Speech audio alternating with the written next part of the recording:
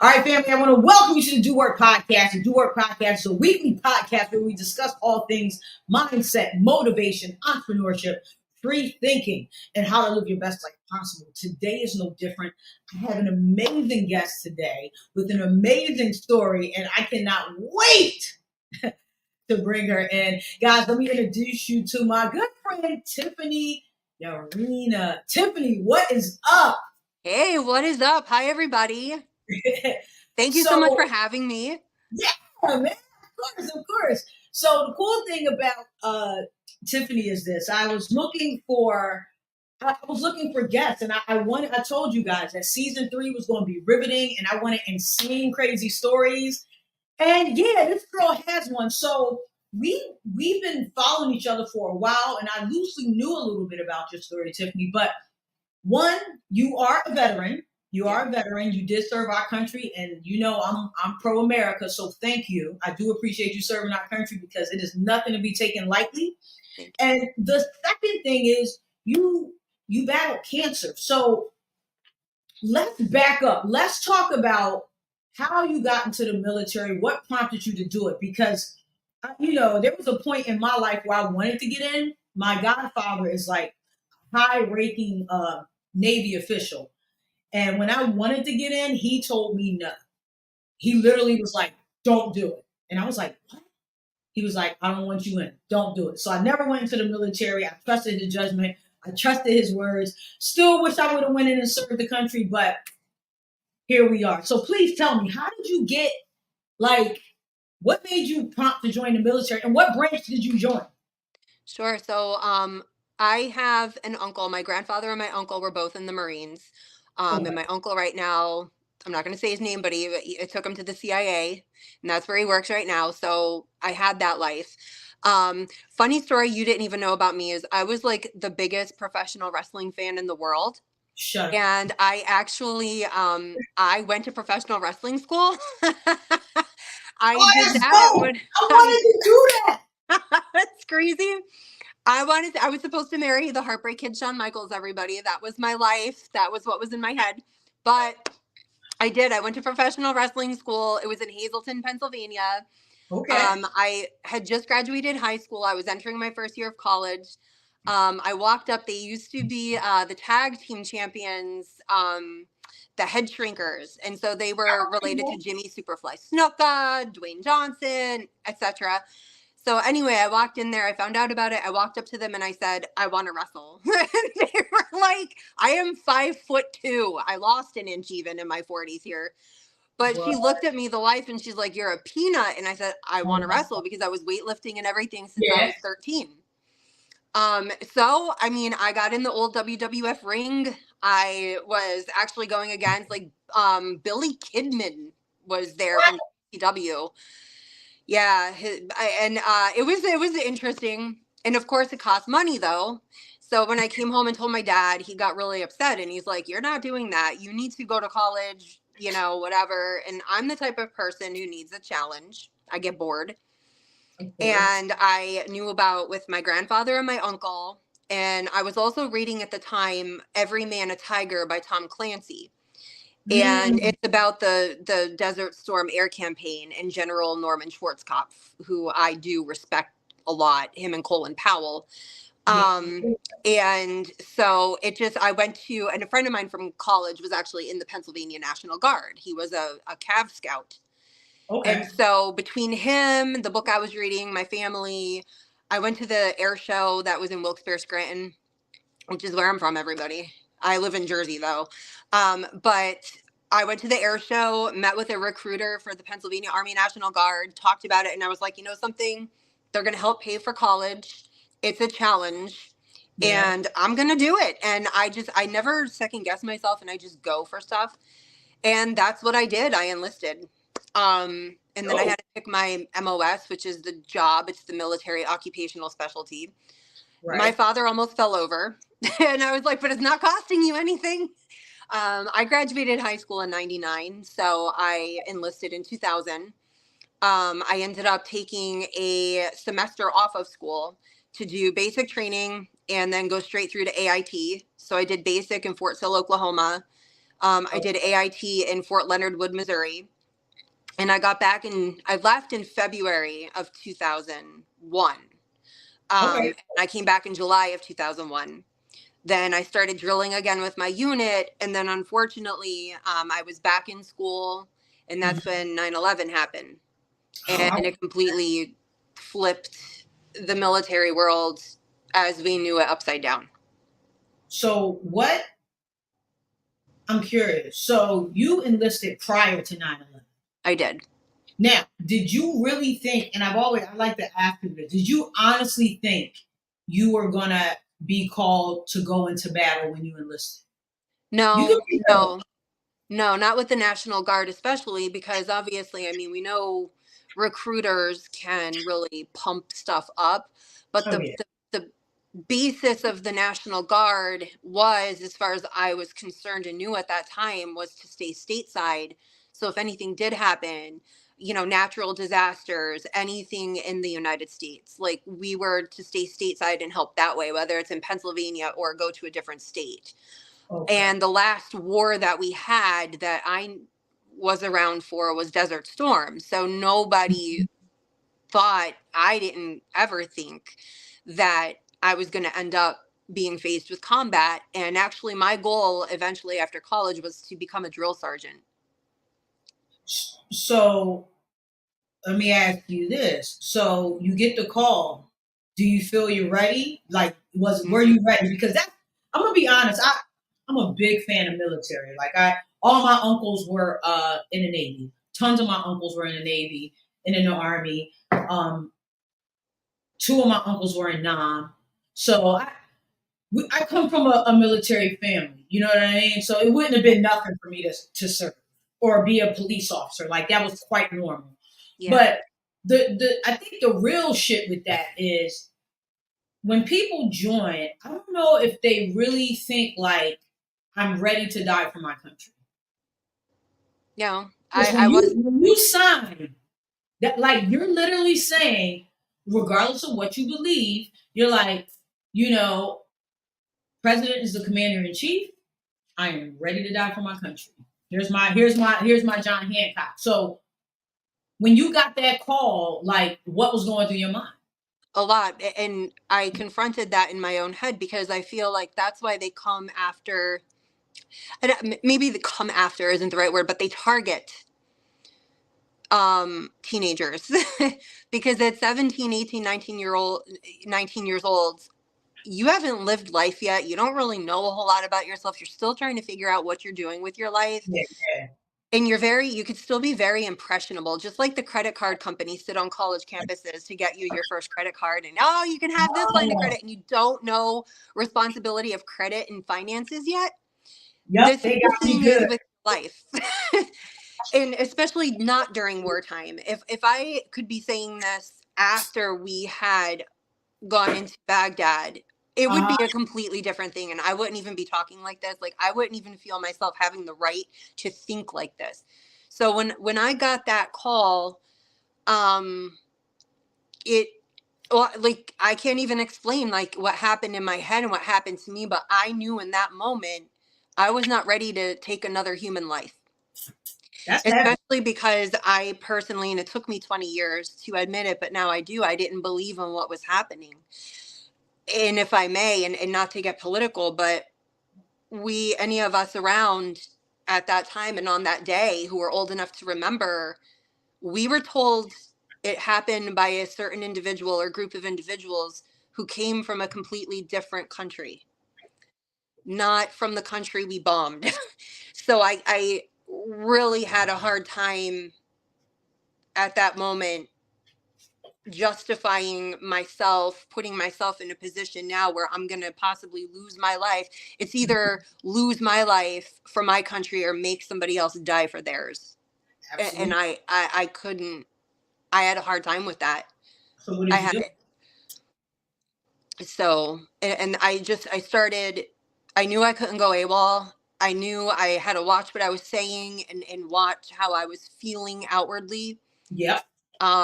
And I think with all of that, I started getting sick with my throat, really like constant upper respiratory. And it was always in my throat. Like I would always have throat infections at that point. So much it manifested into my tonsil, my left tonsil, and it caused it to get to the size of 4 centimeters. So it was blocking off the entire back of my throat, and it was ulcerated. So like drinking water was excruciating for me. I couldn't talk. And that's when all the symptoms happened. So I think it manifested itself, stress, the mind body soul connection, everybody. Like I'm living proof to tell you it is such a real thing. And Yeah. what stress can do to you is amazing. And our brains are so much more powerful than what we realize, what we give them credit for. Yep. Because I was facing this, and what was I like? I didn't know what to do. And I think all of this just manifested. And literally from the time my symptoms started end of August. It was the weekend of Hurricane Katrina. I'll never forget that. Oh, I remember that vividly too. Yeah, and it started there. So by October of that year, so 2 months later, I was having my tonsils removed, and I was really, really sick. And that's when I was diagnosed with non-Hodgkin's lymphoma. Oh shit, that's wild. Yeah. So, how long were you in treatment? How long did you overcome it? How did you get past this? Because that's, I mean, any type of cancer diagnosis is just not fucking enjoyable. You know what I mean? Like, you know, like what were your next steps? What were your next steps with the military? Let's start there. So, I still speak to I still call him Top. He's gonna always be my first sergeant, even though he's retired and out. So they always treated me like a little sister because it was mostly a guy unit. It was a man unit. We were truck drivers. I drove huge trucks. They had a big sign-on bonus. It was nice and whatever. So they always treated me like he treated me like a daughter. He was like my second dad. So when I told them, they obviously I stopped drilling on the weekends, and they did a medical board for me. I got medically boarded out. I was already at my almost at my 6 years of service, because the National Guard is 6x2. So you do 6 years active service and 2 years inactive. Reserve. So if something happens nationally or internationally, they could still pull you in those 2 years. So they did my medical board, and I got honorably discharged. At the time, I was actually engaged. And the man I was engaged to was from my unit, and he was a second lieutenant. Well, actually, he was a first lieutenant at that point. Okay. Who never saw combat, and he was in since like around Desert Storm. So to back up, like when I was diagnosed, then because non-Hodgkin's is a very fast-moving cancer. It's very aggressive. So when I met with my oncology team, I had to go for a ton of testing. So I had to go for PET scans, CAT scans, blood work, and then I had to have a bone marrow biopsy done, which was probably the most painful thing. And I've given birth, and that was definitely the most painful thing I've ever had happen in my life. It all happened like within a 2-week frame. So once they had the pathology back and the bone marrow biopsy results and everything, that it was not in my bone marrow, stage 1, thankfully. I began chemotherapy. It was R-CHOP chemotherapy. Okay. So I would go once every 3 weeks. Mm-hmm. I was supposed to have 4 rounds. Right. After my first chemo treatment, 4 days after that, my ex-fiance decided over a voicemail to tell me that I was not his responsibility, that I was my parents' responsibility. You know what's weird about that? Not to cut you off, I heard, and I've seen and heard that when people come into medical crisis, right? Mm-hmm. Whether, I don't know, cancer, some major like crazy car accident, they can't walk. I always think it's fucked up that the people that they're with, whether that's a partner or a spouse, like in that moment, that's the moment they decide mm-hmm. it's not for better or for worse, and it ain't my problem. And That shit's terrible, bro. Yeah, it sucked. It was really bad. When I played it for my dad, because like I was staying with my parents up in Northeast PA at that time, Mhm. because they were running me back and forth to the treatments. Yeah. Um, my dad, I never saw somebody. I was still in the car when I played him the voicemail. Yeah. And before, like, I just remember like the car being flown into park. And my father, I think, I mean, he was like lightning. And Hmm. before I knew it, he was on the phone with the guys from my unit. And my ex was forced to resign his commissioned officer status at that point. They took it Oh, away from him because my father and the guys in my unit, their biggest thing was, this is supposed to be, this is not becoming of a military officer. This is not how you treat people. So if you're treating somebody like this in your personal life, what are they going to do with the men and women that they are commanding? yeah. So he got his. Uh, He got well, his. so So, how but did then you come I completed the chemo. I responded very quickly to it. So I only needed 3 rounds of chemo, not 4. But Mm-hmm. then I also needed to follow it up with head and neck radiation. So I went through a month of that after the chemo. Okay. So let's spin it because I want to get to some other things before we run out of time. So I'm gonna ask you this: what was your biggest takeaway? What was your life takeaway in terms of your ability to overcome obstacles? Because that shit is hard. Like, what did you do? What things did you do so you didn't fall and let that be like the end of who you were, or let that destroy you or change you as a person? Because clearly you come out of it and now you're in a better place. So what helped you get to the better place? So I don't like to throw religion down at people's throats because No, I you don't can like talk that. about it. And I'm not the biggest believer in organized religion, but I do personally know I believe in God, and I believe it was a divine intervention in my life because I feel as though my life could have headed down a completely different path if those things didn't happen, and I don't believe it would have been a positive path. Right.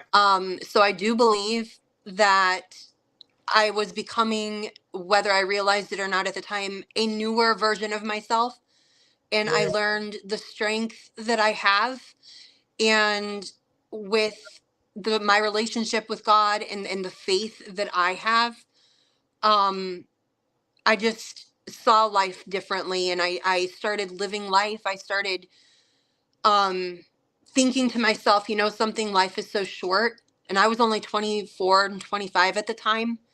Mm, Um, I want to do things like I don't want to look back. I faced my mortality already once and know what that's like. I don't want to look back when it's that time again, and there is no going back, and it's just that time. Like there's opportunities I could have taken and I didn't because of fear. Like that's how I started living my life. Like I'm not going to not do this because I have a fear. I'm going to do it, and I'm not going to live with regret. yeah. That's Yeah. my Go ahead. thing. I think that one of the things I always try to tell people is that like we really one, I'll say this, when it comes to religion, you know, your faith in God or who, and I don't care who you worship, who you believe, your faith in God, something about faith is so powerful, right? Something Absolutely. about faith is, it, and I think faith is at its best in people when you really have no options and nowhere to turn because there's nothing else you can do. Right. Like there's nothing you can do but try to be positive, move forward, and surrender. Right. So I think there's something to be said for the power of faith and belief, and clearly I believe in God as well, and I think that everything always happens for a reason and in His timing. So Correct. I'm glad you like came out the other side. So if you could leave people with like, what would be the one thing that you would tell people that they should apply to their life when they feel like they have nothing else to give, when they feel like their back is against the wall. So the title of the podcast is the Do Work Podcast. What can they do when they feel like they want to quit and Give they want to give up? give yourself grace and believe in yourself. Trust your intuition. Trust that we are given this gut instinct and this little voice in our head for a reason, and we have to learn to trust ourselves. Know that we are so much stronger than we even give ourselves credit for, and have grace with ourselves. Yo, yeah, I agree with you. I will say I don't think I give myself enough grace ever. But Right. I learned. I had to learn.